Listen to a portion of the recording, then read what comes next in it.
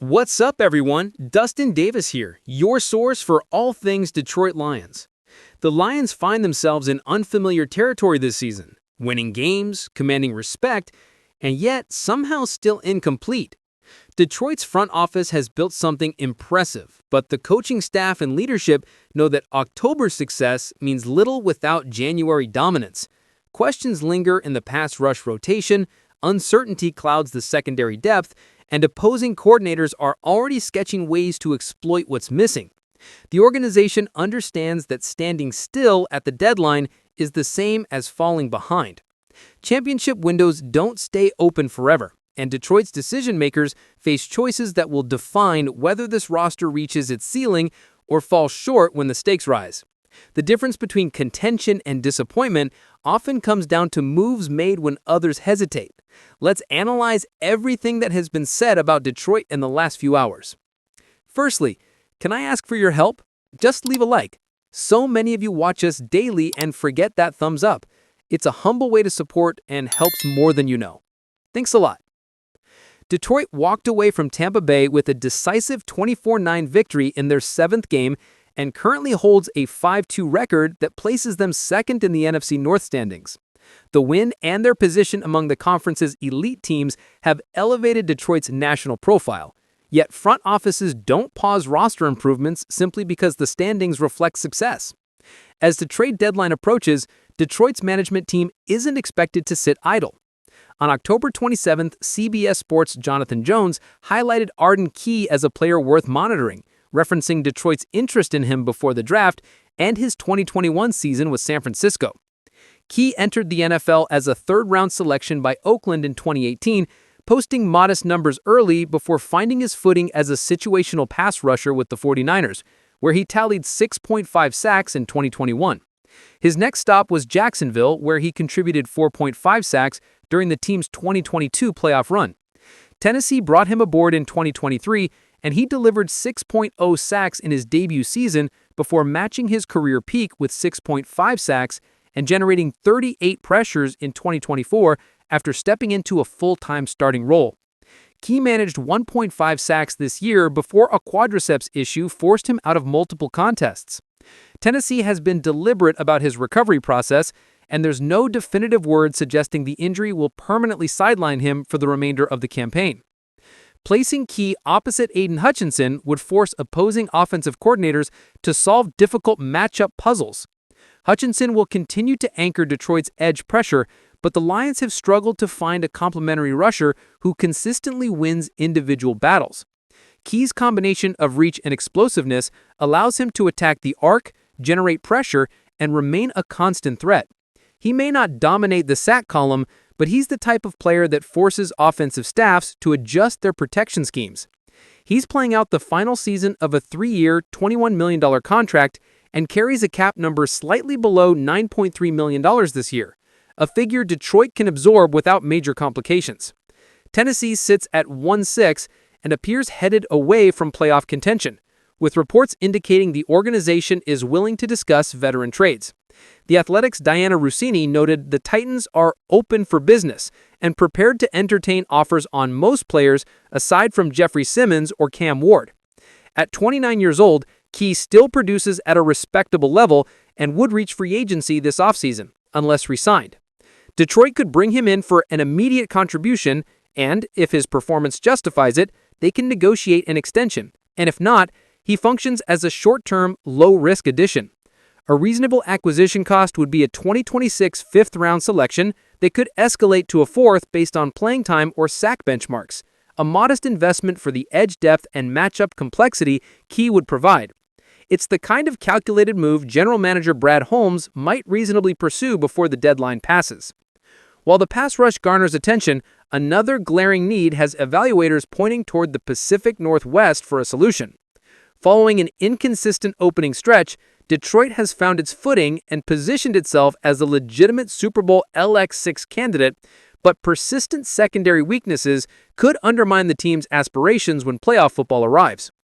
Even with the expected returns of All-Pro safety Kirby Joseph and 2024 first-round cornerback Terrion Arnold, the Lions face a genuine need for additional defensive back reinforcements to ensure postseason viability. ESPN's Jeremy Fowler and Matt Bowen recently identified Seattle cornerback Riq Woolen as a player who might become available before the November 4th trade deadline, and they named Detroit as a logical destination. That assessment makes pursuing a trade for Woolen a reasonable avenue to explore. Woolen's uneven performance is a primary reason his name appears in trade discussions, yet his ceiling remains high enough that teams are willing to consider the gamble.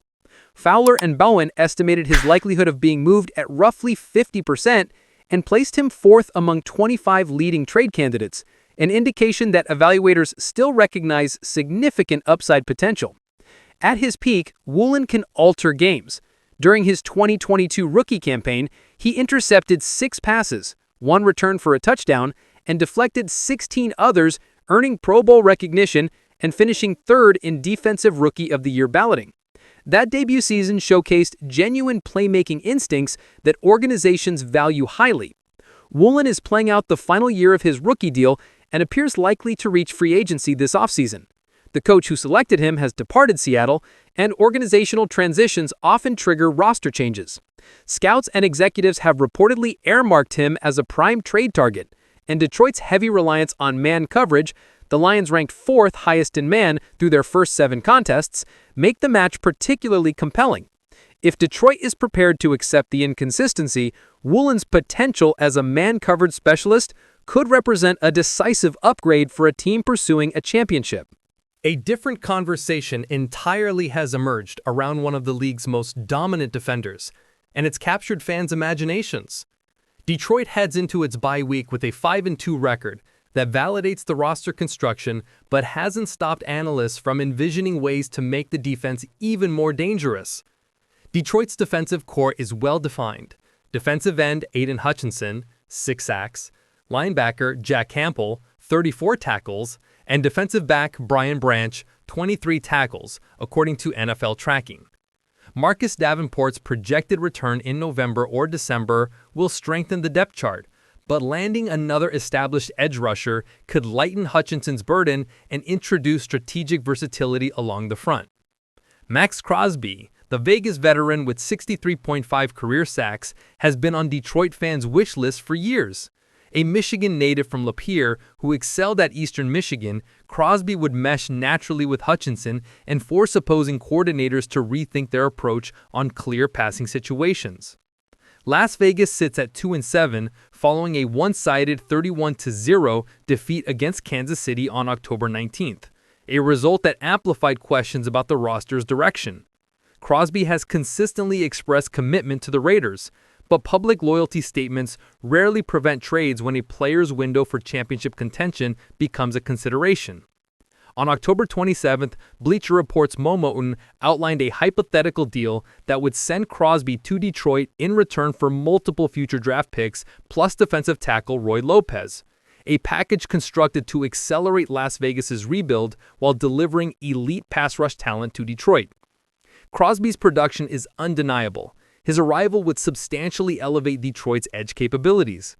Yet Moton's proposed compensation, several first-round selections, mid-round picks, and a starting interior defensive lineman carries significant weight. Detroit must also account for Hutchinson's upcoming extension. Committing to 2 premium edge contracts would restrict future cap flexibility unless structured carefully with performance incentives and creative guarantee arrangements. Additionally, internal contributors have helped fill gaps. Al-Quadin Mohammed and Ali McNeil have elevated their play during Davenport's absence, offering rotation value and maintaining serviceable pass rush without sacrificing substantial draft capital. On paper, a Crosby-Hutchinson tandem would terrify opposing offensive lines, and Detroit's reported approximately $25.1 million in cap space could make a short-term financial adjustment workable. Still, the combined expense in draft capital and long-term salary obligations makes the scenario more media speculation than a realistic front office strategy. Unless the Lions are willing to trade future flexibility for an immediate upgrade, this remains an enticing but improbable scenario. Should Brad Holmes go all in and make a blockbuster move for Maxx Crosby, or would sacrificing multiple first-rounders mortgage Detroit's future for a single season? Is the dream of pairing Crosby with Hutchinson worth the astronomical cost, or should the Lions trust their current depth and save assets for Hutchinson's extension. Where do you stand on this debate? Leave a comment if you would do this move. Support the channel by leaving a like and subscribing. Stay one step ahead with all the latest on Lions. See you in the next one.